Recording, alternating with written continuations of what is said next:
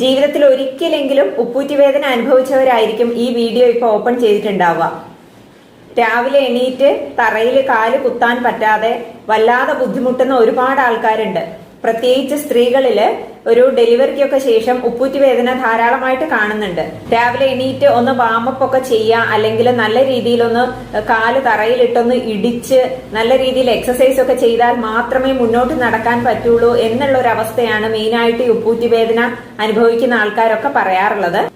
അങ്ങനെയുള്ളവർക്ക് വേണ്ടിയിട്ടാണ് ഇന്നത്തെ ഈ വീഡിയോ. പണ്ടൊക്കെ എന്തെങ്കിലും രോഗം വന്നു കഴിഞ്ഞാൽ ആദ്യം ആയുർവേദത്തിൽ പോയിക്കൊണ്ടിരുന്ന ആൾക്കാര് ഇപ്പം എല്ലാം കഴിഞ്ഞ് എല്ലാ രീതികളും നോക്കി, ഗൂഗിളും സെർച്ച് ചെയ്ത് യൂട്യൂബും നോക്കി എല്ലാം കഴിഞ്ഞിട്ട് അവസാനമാണ് ആയുർവേദത്തിലേക്ക് വരാറുള്ളത്.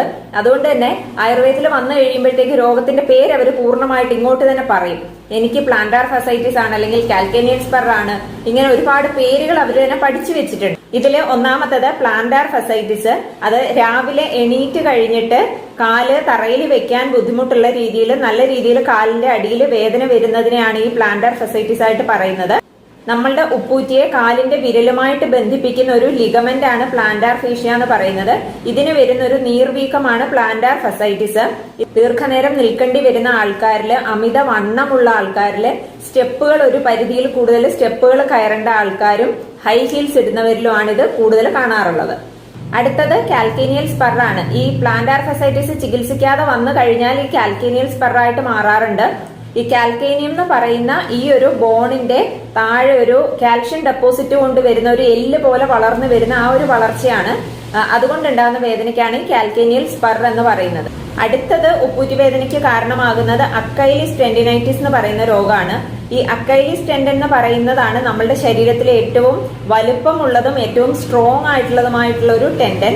ഇതിന് വരുന്ന ഒരു നീർവീക്കമാണിത്. ഈ ടെൻഡന്റെ സഹായത്തിലാണ് നമ്മൾ ശരിക്കും കാൽവിരല് ഊന്നി നിൽക്കുന്നതും കാൽവിരല് ഒന്ന് ചൂണ്ടാനും ഇങ്ങനെ അങ്ങോട്ടും ഇങ്ങോട്ടും നീക്കാൻ അതിനൊക്കെ സഹായിക്കുന്നത് ഈ ടെൻഡനാണ്. ഇതിന് പരിക്ക് പറ്റുന്നത് വഴി നമുക്ക് കാൽവിരലിൽ ഊന്നാൻ പറ്റാതെ വരികയും മുന്നോട്ട് നടക്കാൻ പറ്റാതെയൊക്കെ വരുന്നത് ഇതുകൊണ്ടാണ്. ഈ രോഗം അമിതവണ്ണമുള്ള ആൾക്കാർക്കും ക്രിക്കറ്റ് പോലെ കായിക താരങ്ങൾ ആയിട്ടുള്ളവർക്കുമാണ് ഇത് കൂടുതലായിട്ട് കാണുന്നത്. അടുത്ത കാരണം സ്ട്രെസ് ഫ്രാക്ചർ ആണ്. ഒരുപാട് നിന്ന് ജോലി ചെയ്യുന്ന ആൾക്കാര്, ഡാൻസ് ചെയ്യുന്ന ആൾക്കാര്, അതുപോലെ ഓട്ടക്കാര്, ഇങ്ങനെയുള്ള കായിക അധ്വാനങ്ങളിൽ ഏർപ്പെടുന്ന ആൾക്കാർക്കൊക്കെ ഉപ്പൂറ്റിയുടെ എല്ലില് വരുന്ന ഒരു ഫ്രാക്ചർ ആണിത്. അടുത്തത് ടാർസൽ ടണൽ സിൻഡ്രോം എന്ന് പറയുന്ന ഒരു രോഗാവസ്ഥയാണ്. ടിബിയൽ നെർവിന്റെ കംപ്രഷൻ മൂലം വരുന്നതാണിത്. അടുത്തത് ഹീൽസ് പാഡ് സിൻഡ്രോം ആണ്. ഇത് മെയിനായിട്ടും പ്രായാധിക്യം മൂലം വരുന്നതാണ്. ആ ഉപ്പൂറ്റിയുടെ ഒരു മസിലിന് ഒരു ബലക്ഷയം പോലെ വരിക, അതിനകത്തെ എല്ലിന് തേയ്മാനം വരിക, ഇതൊക്കെയാണ് ഇതിന്റെ കാരണങ്ങള്. അടുത്ത കാരണങ്ങള് ഗൗട്ടി ആർത്രൈറ്റിസും റുമറ്റോയിഡ് ആർത്രൈറ്റിസ് ഒക്കെയാണ്. ഇവിടെ ബ്ലഡ് ചെക്ക് ചെയ്യുന്ന സമയത്ത് യൂറിക് ആസിഡിന്റെ ലെവലൊക്കെ കൂടുതലായിരിക്കും. അടുത്ത കാരണം എന്ന് പറയുന്നത് ബർസൈറ്റിസ് ആണ്.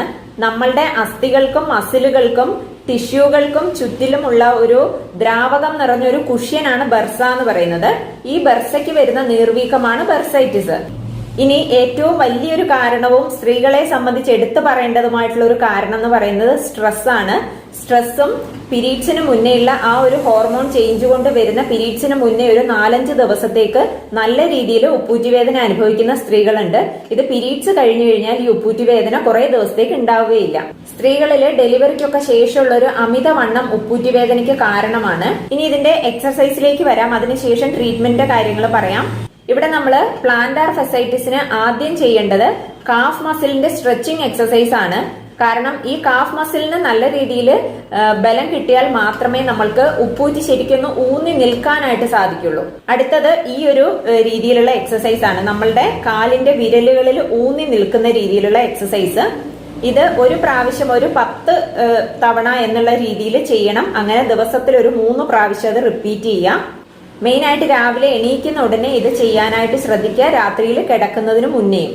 അടുത്തത് ഇതുപോലത്തെ എക്സസൈസ് ആണ്. ഇത് ഒരു കല്ലിന്റെ ഒരു മോഡൽ കാണിച്ചു എന്നേ ഉള്ളൂ. ഇതുപോലെ എന്തെങ്കിലും ഹാർഡ് ആയിട്ടുള്ള ഒരു പദാർത്ഥം അതിൽ ഒന്ന് റോൾ ചെയ്യാൻ വേണ്ടിയിട്ടാണ്. കാല് അങ്ങോട്ടും ഇങ്ങോട്ടും ഒന്ന് റോൾ ചെയ്തെടുക്കുക.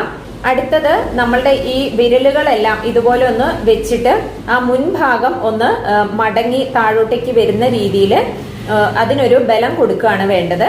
അടുത്തത് ഇതുപോലെ ഫ്രീസറിൽ വെച്ച് ഫ്രീസ് ചെയ്ത വാട്ടർ ബോട്ടിലാണ്. ഇത് വെച്ചിട്ട് ചെയ്യുന്നത് പ്ലാന്റാർ ഫസൈറ്റിസിന് നല്ലതാണ്. പക്ഷേ ഒരുപാട് സമയം ചെയ്യാതിരിക്കാനായിട്ട് ശ്രദ്ധിക്കുക. ഒരു 2 or 3 പ്രാവശ്യം അങ്ങോട്ടും ഇങ്ങോട്ടും കാലൊന്ന് റോൾ ചെയ്യുന്ന രീതിയിൽ ചെയ്തതിന് ശേഷം അത് നിർത്തേണ്ടതാണ്. ഇനി അല്ലാതെ ഇതിന്റെ ചികിത്സയിലേക്ക് വരികയാണെങ്കിൽ തൈലം തേക്കുന്നത് നല്ലതാണ്.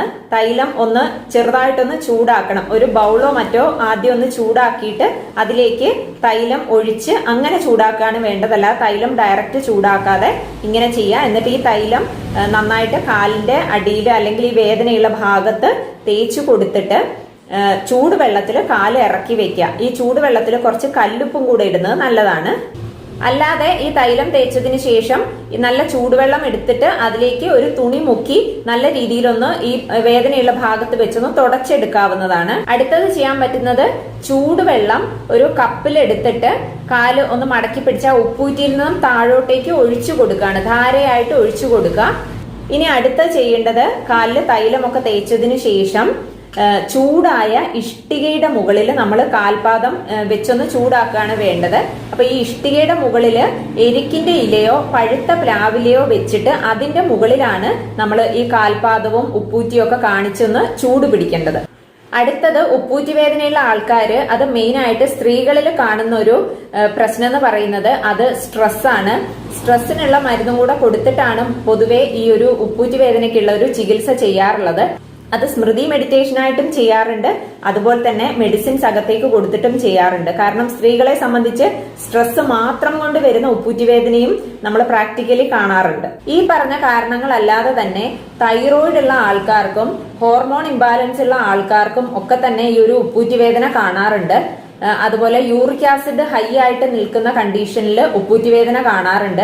അതുകൊണ്ട് തന്നെ എന്തൊക്കെയാണ് ഇവർക്ക് ഉള്ള സിസ്റ്റമിക് ആയിട്ടുള്ള പ്രശ്നങ്ങൾ ഇതെല്ലാം മനസ്സിലാക്കി ആ ഒരു രീതിയിൽ ചികിത്സിച്ചാൽ മാത്രമേ നമുക്ക് ഉപ്പൂറ്റി വേദനയ്ക്ക് ഒരു അൾട്ടിമേറ്റ് ആയിട്ടുള്ള ഒരു ചികിത്സ നൽകാനായിട്ട് സാധിക്കുള്ളൂ.